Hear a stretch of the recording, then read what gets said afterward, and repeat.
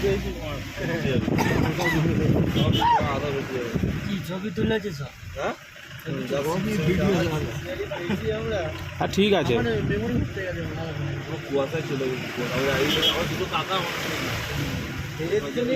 হাত বাড়া এই জায়গাটা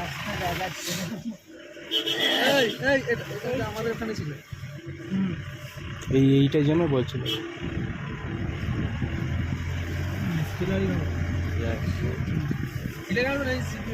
কতটা অন্ধকার হয়ে গেছে উপরে যখন উঠেছি আমরা। না কত দেখছি দেখাবো। উঠতে থাকা উঠতে আমার নাম লেখা আছে এটা।